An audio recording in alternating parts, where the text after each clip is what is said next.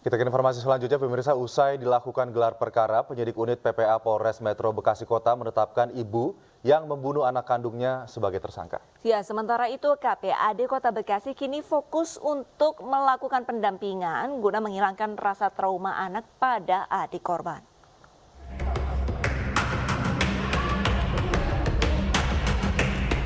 SNF, 27 tahun, pelaku pembunuhan terhadap anaknya yang berusia 5 tahun di Bekasi Utara, Kota Bekasi, Jawa Barat, ditetapkan sebagai tersangka.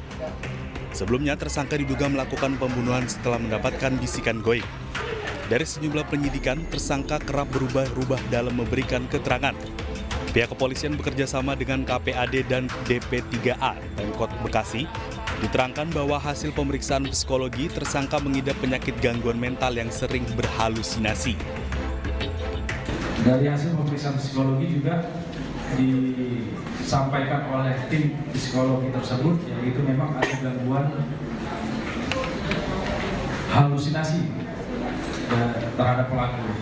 Dan dari tim psikologi juga merekomendasikan pelaku agar dilakukan pemeriksaan psikiatri.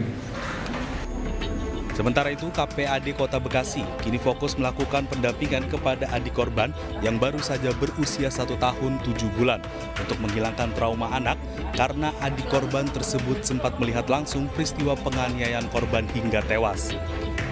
Dalam proses pendampingan oleh tim dari DP3 dan Komisi Perlindungan Anak Daerah Kota Bekasi. Selain itu, KPAD Kota Bekasi juga tengah berkoordinasi dengan pihak keluarga terdekat untuk melakukan pendampingan karena akan dipisahkan dengan tersangka. Dari Bekasi, Jawa Barat, Rahmat Hidayat, iNews melaporkan. Pemirsa, untuk membahasnya lebih lanjut kami sudah terhubung dengan konselor psikologi Alki Almakia. Selamat siang Mbak Alki. Ya. Halo, selamat siang Mas Aldi dan Mbak Arlista. Baik, Mbak Alki, untuk kasus ibu yang tega membunuh anak pertamanya di Bekasi, Jawa Barat ini. Kalau misalkan dari sudut pandang psikolog, ini bagaimana Mbak Alki melihat kondisi ibu itu sendiri? Psikologisnya ya. Baik, sebelumnya saya cukup prihatin dengan kasus ini dan ini bukan pertama kalinya terjadi di Indonesia ya. Memang secara psikologis dan ilmu psikiatris ada beberapa faktor yang bisa memotivasi, menjadi motif seorang ibu membunuh anaknya. Dalam sejumlah penelitian disebutkan ada 5 alasan yang umum terjadi, tidak hanya di Indonesia tetapi di seluruh dunia bisa dikatakan, mengapa seorang ibu tega membunuh anaknya, khususnya biasanya yang masih balita. Pertama itu ada yang disebut dengan alasan altruistik yang menyimpang. Seolah-olah tujuannya baik, altruistik menyimpang ini seolah-olah tujuannya baik ingin menyelamatkan si anak karena dia merasa dunia ini bukan tempat yang aman. Biasanya altruistik yang menyimpang ini terjadi kalau ibunya mau bunuh diri. Anaknya dibunuh dulu, kemudian dia bunuh diri karena dia yakin bahwa kalau anaknya tidak dibunuh, siapa yang akan mengurus dan sebagainya. Jadi alasan altruistik seolah-olah baik nih, mau menyelamatkan anaknya dari kehidupan dunia yang seolah-olah tidak aman. Alasan kedua yang mungkin juga berkaitan dengan kasus di Bekasi ini adalah alasan psikotik akut, alias penyimpangan mental dan kejiwaan, karena tadi disampaikan ada unsur halusinasi. Dia bilang kan ada bisikan gaib. Sebenarnya di psikologi nggak ada istilah bisikan gaib. Kita Mbak Alki, mohon maaf saya potong. Delusi. Ya, mungkin kalau misalnya melihat karakter sang ibu yang membunuh anaknya pada kasus ini begitu, ini masuk di kategori atau faktor yang mana, Mbak? Menurut Anda? Yang kedua, psikotik akut atau ada gangguan mental dan kejiwaan. Apalagi tadi dia sudah mengaku misalnya ada bisikan gaib dan sebagainya yang kita sebutnya halusinasi dan delusi. Faktornya apa perlu ditelusuri, biasa sih ada faktor-faktor yang menyebabkan dia depresif gitu kan, dan itu yang perlu ditelusuri. Kemudian juga ada kemungkinan fatal maltreatment pola asuh gitu. Bisa jadi bisa ditelusuri juga apakah si anak ini pernah memperoleh tindakan abusive yang berulang dari orang tuanya, dari ibunya gitu. Itu yang perlu ditelusuri juga gitu. Oke, baik Mbak Alki, kalau misalkan kita melihat background dari si pelaku ataupun si ibu ini kan bisa dikatakan mereka tinggal di permukiman mewah. Ini kira-kira apakah faktor untuk faktor ekonomi ini mempengaruhi seseorang ini bisa jadi terhindar atau tidak dari gangguan psikologi? Ya, karena kita ketahui himpitan ekonomi kadang membuat orang gelap Seringkali mata. Nah, kalau yang ini depresi. sudah berkecukupan, berkelebihan, tapi ternyata punya Gangguan kejiwaan. Ya, walaupun kita tahu faktor ekonomi bisa menyebabkan gangguan mental dan sebagainya, tapi tidak selalu bahwa yang namanya mental health itu tidak selalu harus dialami oleh mereka yang perekonomiannya menengah ke bawah gitu. Bisa jadi juga mereka yang berkecukupan juga rentan juga memperoleh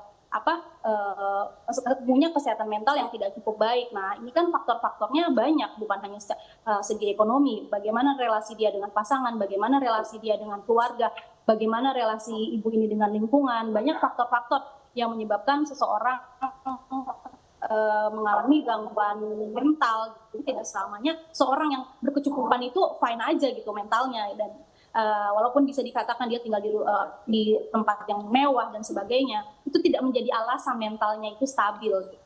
Baik, Mbak Alki, ini kan sebenarnya bukan kasus pertama di mana ibu membunuh anak.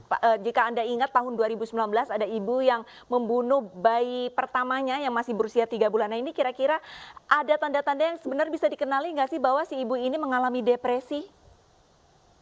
Sebenarnya setiap ibu yang baru melahirkan khususnya itu rentan mengalami yang namanya postpartum syndrome, yaitu semacam gangguan mental yang menyebabkan si ibu ini ngerasa dirinya tidak berharga, perlu dukungan support system dan sebagainya. Bisa dilihat ketika dia baru saja melahirkan biasanya. Sekitar 1-3 bulan dia memiliki anak. Kalau dilihat dia ada kecenderungan untuk misalnya menyakiti diri sendiri, ada keengganan berinteraksi sosial, ada kecenderungan menyakiti si anak, tidak bisa mengkontrol emosi. Nah, sebaiknya dia sudah harus memperoleh bantuan profesional gitu. Dan itu harus dicegah secara lebih earlier gitu, lebih awal daripada sekedar mengabaikan simptom-simptom tersebut gitu. Terkadang kita memang cuek ya melihat seorang yang baru saja melahirkan dianggapnya hanya memiliki keluhan medis, padahal sebetulnya yang lebih fatal dan lebih beresiko adalah keluhan psikisnya yang kadang-kala tidak mampu dia ungkapkan. Untuk itu sangat pentingnya adanya support system dari lingkungan di sekitar, misalnya dari orang tua dan pasangan, untuk saling sama-sama mendukung psikis dia bisa lebih stabil gitu. Jadi harus ada kepekaan sih sebenarnya Mbak Mas dari lingkungan kita. Setuju sekali, semoga kasus ini bisa menjadi pembuka mata ya bagi kita semua, bagi para ibu agar mengenali tanda-tanda adanya gangguan depresi yang ada di dalam diri kita, dan juga bagi lingkungannya jika melihat kemudian ada ibu yang memiliki tanda-tanda tersebut segera Langsung dibantu, disupport Betul. untuk kemudian mengkonsultasikannya ke psikolog. Baik, Terima kasih Mbak Alki Almakia, tepat sekali. konselor psikologi sudah bergabung bersama kami. Salam sehat Mbak Alki.